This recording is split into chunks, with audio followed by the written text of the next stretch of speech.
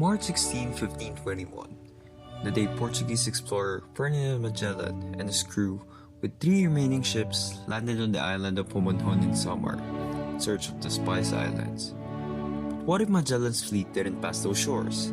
What if they didn't arrive in the Philippines? What if they made it straight to Moluccas, the Spice Islands, and back to Spain? How much of the Philippines as we know it would be different?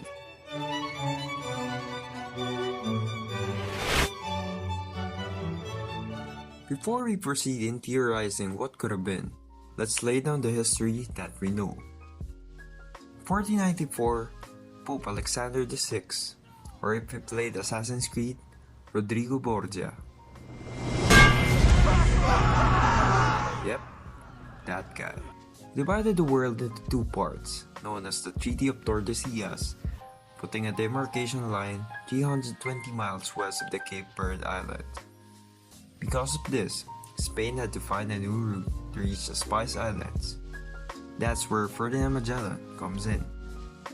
An esteemed gentleman that had already traversed the oceans and seas in various directions, who promised King Charles of Spain a western route to the Spice Islands. Yeah, I know a route to the Spice Islands. Look man, Going west. Okay, what? So with 5 ships and about 260 men, the fleet departed from Seville, Spain, and set sail into the west, stopping over in Brazil, then heading into the strait linking west to east, which was then named after Magellan. Then they traversed the Pacific Ocean, and by March 16, 1521, they landed on the shores of Pumonhon.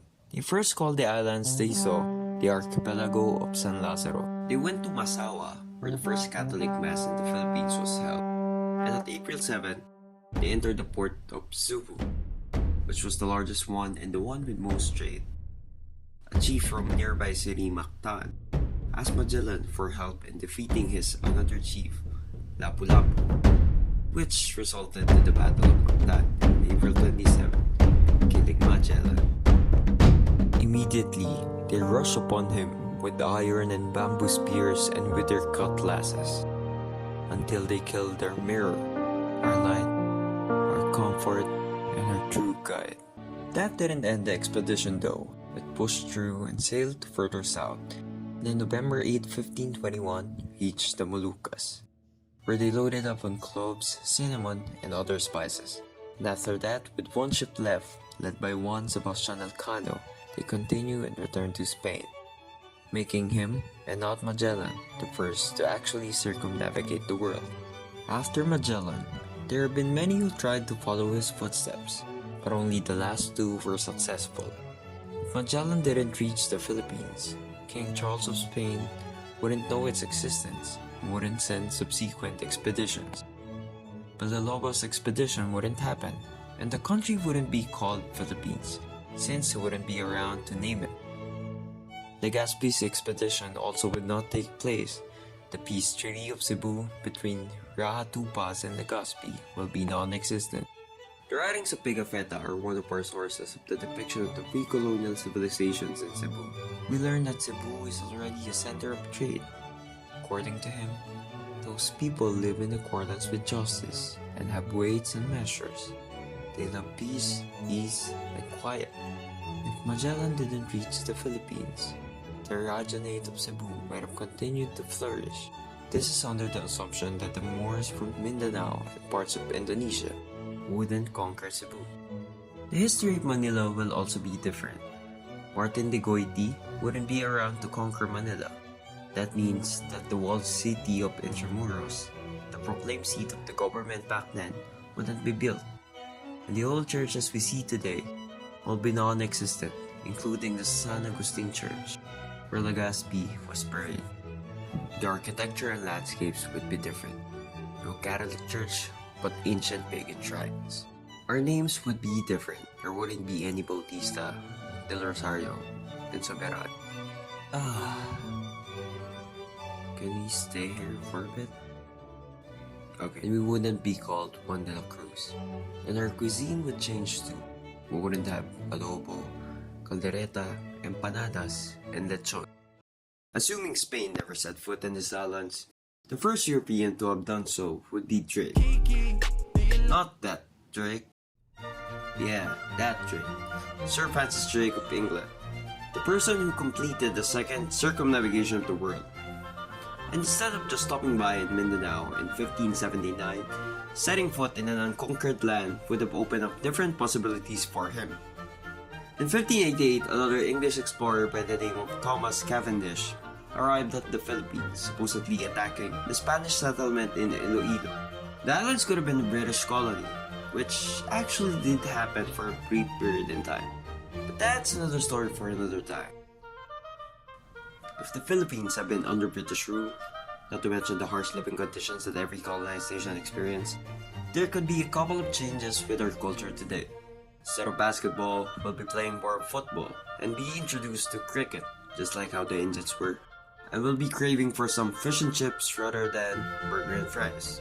There is also evidence that Portuguese explorers might have actually set foot in these islands earlier than the Spaniards.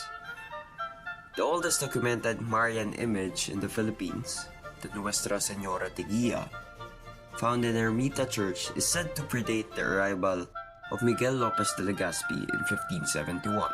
A Portuguese historian claims that the image in Ermita resembles another Nuestra Señora in a church named La Ermita near Macau, and that its origin is not of Spanish but of Portuguese descent. Going back to the Treaty of Tordesillas, the Philippines actually sit at the Portuguese side of the world. So might the Portuguese explorers try to claim the Philippines before Legazpi's arrival? And why did Spain not honor the treaty and just ceded the territory to Portugal? Nonetheless, the Kingdom of Portugal and Spain united in 1580, uniting the whole Iberian Peninsula and its colonies. And by the time Portugal got its colonies back, its hold was not as strong as it used to be. And that's when the Dutch came in. The Dutch also wanted to do the same as Portugal, Spain, and England and establish a presence in the Spice Island trade. Damn, said England and France. We gotta start pillaging some stuff. Then the Dutch revolt and all the hipsters moved to Amsterdam. Damn, said Amsterdam. We gotta start pillaging some stuff.